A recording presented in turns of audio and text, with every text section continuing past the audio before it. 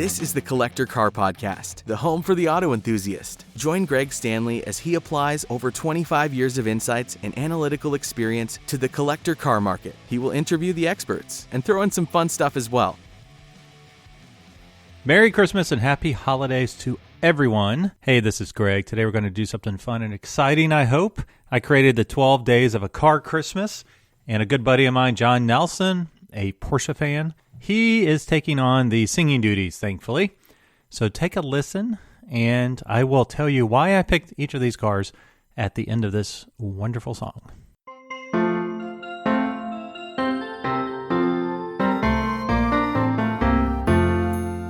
On the first day of Christmas, my true love gave to me a Datsun 240Z. On the second day of Christmas, my true love gave to me 2 driver's gloves and a Datsun 240Z. On the third day of Christmas, my true love gave to me 3 Mercedes-Benz, 2 driver's gloves and a Datsun 240Z. On the fourth day of Christmas, my true love gave to me 4 Audi Quattros, 3 Mercedes-Benz, 2 driver's gloves, and a Datsun 240Z. On the fifth day of Christmas, my true love gave to me 5 times around the Nürburgring, 4 Audi Quattros, 3 Mercedes-Benz, 2 driver's gloves, and a Datsun 240Z.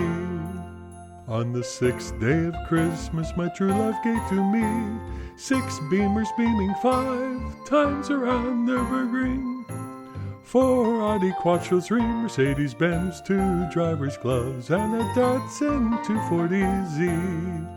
On the seventh day of Christmas, my true love gave to me 7 Lotus 7, 6 Beamers beaming 5 times around the Nürburgring, 4 Audi Quattro, 3 Mercedes-Benz, 2 driver's gloves, and a Datsun 240Z. On the 8th day of Christmas, my true love gave to me 8 Shelby shifting 7 Lotus 7, 6 Beamers beaming 5 times around the Nürburgring, 4 Audi Quattro, 3 Mercedes-Benz, 2 driver's gloves, and a Datsun 240Z. On the 9th day of Christmas, my true love gave to me 9 McLarens moving, 8 Shelby shifting 7 Lotus 7, 6 Beamers beaming 5 times around the Nürburgring, 4 Audi Quattro, 3 Mercedes-Benz, 2 driver's gloves, and a Datsun 240Z. On the 10th day of Christmas, my true love gave to me 10 Lambos leaping, 9 McLarens moving, 8 Shelby shifting 7 Lotus 7, 6 Beamers beaming 5 times around Nürburgring, 4 Audi Quattro, 3 Mercedes-Benz, 2 driver's gloves, and a Datsun 240Z. On the 11th day of Christmas, my true love gave to me 11 Panos pacing, 10 Lambos leaping, 9 McLarens moving, 8 Shelby shifting 7 Lotus 7, 6 Beamers beaming 5 times around Nürburgring, 4 Audi Quattro, 3 Mercedes-Benz, 2 driver's gloves, and a Datsun 240Z.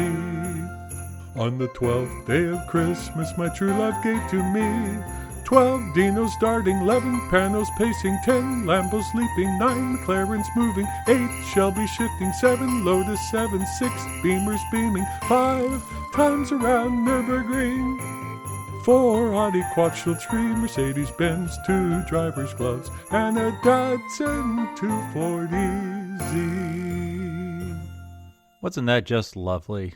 So John did a fantastic job. Thanks, John. My gift to all of you is the fact that I did not sing. I have a horrible ear, which is interesting because I majored in music for a year. So why did I pick these 12 different things? I can't say cars because they weren't all cars, and they weren't specifically cars. Sometimes they were, total brand of car. So I'll start with number 12 down to 1. So 12 Dinos darting. Dinos are iconic and true Ferraris. They don't say Ferrari anywhere on the body, because it was a car that was meant to be a new brand for Ferrari, named after his son who passed away, I think at the age of 26. So I've been told that if you actually look at the title of a Ferrari Dino, it does say Ferrari on it. So they are true Ferraris, but they should not have a Ferrari badge anywhere in the car. A lot of folks really want it to be known that it is a Ferrari and not have to explain it all the time. So typically you'll see it added to the back center of the rear deck lid. That's usually where you'll see it. And sometimes you'll see the prancing horses on the fender. I chose Darting because this car is all lightweight aluminum body, has a full independent suspension, and all-around disc brakes. So it can really get around. So number 11, Panos Pacing. If you're not familiar with Panos, they're out of Brazelton, Georgia. This is kind of a deep cut. Originally I had Pagani, which was a little too hard to sing. And I didn't have Porsche, which is shocking because I'm a big Porsche fan. I just think, I feel like we've OD'd on Porsche recently in this podcast. So I go way back with Panos to about 1992. I was a Nabisco sales rep in the Lawrenceville, Georgia area, and my territory went all the way out to Winder, Georgia. So if you know anything about geography out there, Brazelton, Georgia is not that far away. And I actually have a picture of me in one of their AIV Roadsters back in like 1992, 1993. I talked my way in there. I actually did a piece of art for the guys in the shop. I was able to take a tour of the factory with the Mustang Club of America. And that was really cool because it was before they launched any of their racing endeavors, before they bought Road Atlanta, before they bought Sebring. And they had the LMP race cars. When I was there was one of the prototype LMP race cars painted in the Mystic paint job of like the 1993 Cobra Mustang. Kind of a purpley, kind of ugly color, but kind of cool because it changed depending on the light. It kind of went from purple to brown. So not the best, but it was still kind of cool. So I will post those on Instagram when I can find them because I took a bunch of pictures of the factory. The other thing that was kind of fun about Panos is they were giving away one of the AIV Roadsters through local Kroger stores. And like I said, I was a sales rep for Nabisco. And so I went to like 7 different Kroger stores and I kept on filling out the forms. I probably did 100 forms trying to win this thing. I obviously didn't win it. And it turns out a lady who was not a car enthusiast won it. And she kept it parked outside, which killed me because these things really didn't have a top of any sort. It was a 2-seater, kind of like AC Cobra. They're kind of ugly and had the cycle fenders on the front, but I absolutely love them. I think it was actually the first all-aluminum production car ever made. So 10 Lambos leaping. So this one I went a little bit deeper. What would these 10 Lambos be? So in chronological order, if I could pick 10 Lambos for my personal collection, I would start with the original 66 Lamborghini 350 GT. Then I would have a Lamborghini Miura SVJ Spider, which there were only, I think, 2 of those. The Lamborghini Frina. So this is kind of a 4-door version of the Espada. I think the Espada is really cool in an ugly kind of way. A lot of windows, a lot of leather, a lot of weirdness going on in there. It's a 4-seater, but they apparently had 1 or 2 prototype 4-doors that were made. So that's kind of cool. And then I'm going to skip the Islero Jamara and Yuraco.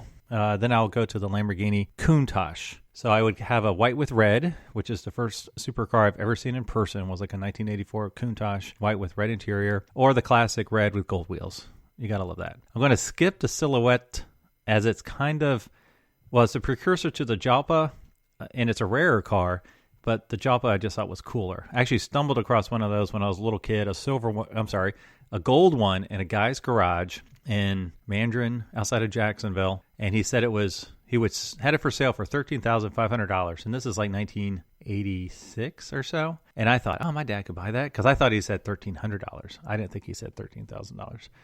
After the Jalpa, I would pick the Lambo LM002, which is, in my mind, one of the prettiest SUVs ever made. And then I would pick the Lamborghini Diablo VT Roadster, the Aventador LP 724 50th Anniversario. Then I would pick the Huracan LP 644 Performante Spider. And then last one I would pick would be the Lamborghini Sian. Comes out in 2020. Which is their first hybrid. Actually, really gorgeous online, so if you get a chance, check it out. That name actually means a flash of lightning, so that's interesting. Number 9 was 9 McLaren's Moving. Just love McLaren's. I'm still waiting to see if Jay Leno buys a Speedtail. Haven't seen that show up in his garage yet. And then 8 Shelby Shifting. So I love Mustangs and Shelbys, so I picked 8 Shelbys. That would be a 1964 Rack and Pinion 289 Cobra, a 1966 427 semi-competition AC Cobra. I think they only made about 25 of those that were SC cars. A 1965 Mustang Shelby GT350. It's actually my ideal car. Not the R model, the street car.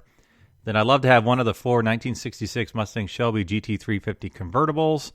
There was a yellow one down in Pensacola. A red one came up for sale a year or two ago. I never saw that it actually sold. Only 4 of them were ever made. A 1967 GT500, which I think is the second nicest Shelby ever made. 1968 GT500 King of the Road convertible. 1970 GT500 convertible. Love the 70 with the extra Ram Air stripes and the spoiler underneath. They're technically 69 cars that didn't sell. They turned them into 70s. And the last one I'd want is the most iconic probably, the GT40 Mark III road-going car. They only made 7 of them that were street legal for the road. 7 Lotus 7s, that's pretty straightforward. 6 Beamers beaming. I didn't pick out 6 cars for this, but I would love to have a 2002, an M2, or an E34 M5. Actually just saw one of those the other day. 5 times around the Nürburgrings, pretty self-explanatory. 4 Audi Quattros, pretty straightforward. 3 Mercedes-Benz, and that's just because of a rhyming thing. And then 2 driver's clubs instead of 2 turtle doves. You have to have the driver's clubs. And then finally a Datsun 240Z, because I needed a car that actually ended in the letter Z. So that limited my options. I'm always a big fan of the originals. I could have picked the Nissan 370Z, but I love the first year of just about anything. So that's why I picked what I picked. For my next episode, I'm planning on reviewing movie cars in preparation for the Bullitt Mustang that's coming up for sale at Mecum's Kissimmee auction in January. So I hope to do a little bit of a review of movie cars, what they sold for, how much of an increase over the base car it was. This Bullitt car is expected to bring $3.5 million. I was guessing like $5.5 million, but everything's kind of soft right now, so we will see. But it's pretty exciting that car is actually coming up for sale. So until then, I hope everybody has a Merry Christmas and Happy Holidays. Happy New Year to everyone out there. I will talk to you all next week. Thanks for listening to the Collector Car Podcast. Don't forget to give us a nice rating on iTunes and be sure to follow us on Instagram and everywhere else at the Collector Car Podcast.